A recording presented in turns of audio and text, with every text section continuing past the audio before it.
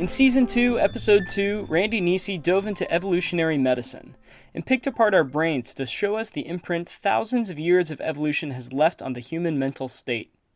But before he did that, he claimed he could transport people to the Middle East with a hidden talent of his. This is Meet the Scientist with Randy Nesse.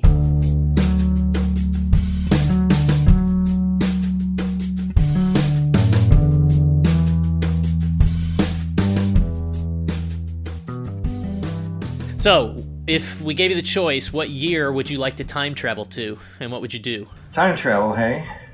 I think 50 years is far enough. But I might not like what I see based on...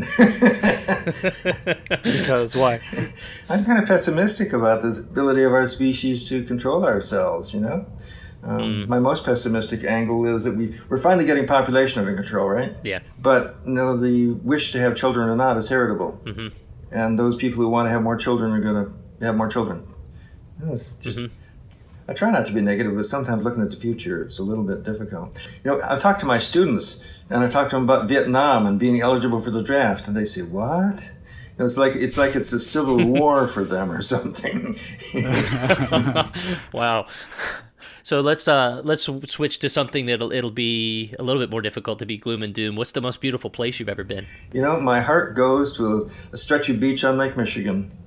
Okay. You know Michigan at all? No, not really. There's a stretch of beach that's wilderness beach for about 30 miles between Ludington and Manistee, and we've gone backpacking there, and there's just nothing there except the waves and the blue water and all. Yeah, that sounds pretty nice. Great. One last question. So what's the best dish that you make? Gosh, I've got to think about this because I made ribs from scratch on my grill for special friends. And I followed all the instructions, but they came out dry and burnt. You know, I do easy stuff. My last triumph was buying a whole bunch of crab legs at Costco. And really, all you have to do is warm them up and put them with a lot of butter, and everybody raves as if you're a great cook. That's a pretty good How about you? How about you? What kind of stuff do you guys like? What's your top dish, Art? I don't know that I know that.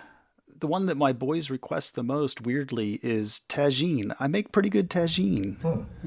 This sort of, North African, Moroccan stuff where you like roast it in the oven for an hour and a half. Right. Is it eggplant or? We usually do meat like lamb or chicken tagine. Yeah. Oh, I'm actually more of a barbecue type person. I'd like to believe that my ribs are one of the best things I make, and my kids are big judges of that. I get major thumbs up or thumbs down depending on how much attention they get. Right. So yeah. Do you have a fancy green egg smoker or anything, or? No, I've just got one of the sort of simple electric element in the bottom. Throw some wood in it, and it's pretty simple stuff. But smoking doesn't take much to do it well. I got one of those Green Mountain smokers a couple of years ago. Yeah, how's that working for you? Awesome. You set the temperature and you just walk away, and you can do ribs for 3 or 4 hours and not have to bother, checking it too much. So what I actually make that people love is my baba ganoush. I throw the eggplants on the grill, let them go for an hour, and then add all the ingredients, and people think they're at a Middle Eastern restaurant.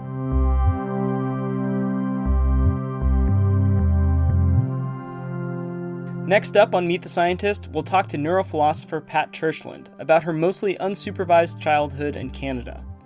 Remember, we have a few interviews coming up in October, and patrons can submit questions for our guests. First, we're talking to Anurag Agrawal about plant-insect interactions. After that, we'll be talking to Michael Dickinson, who studies the neural and mechanistic basis of insect flight.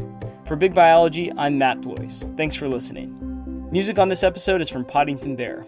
This episode was produced by Michael Levine.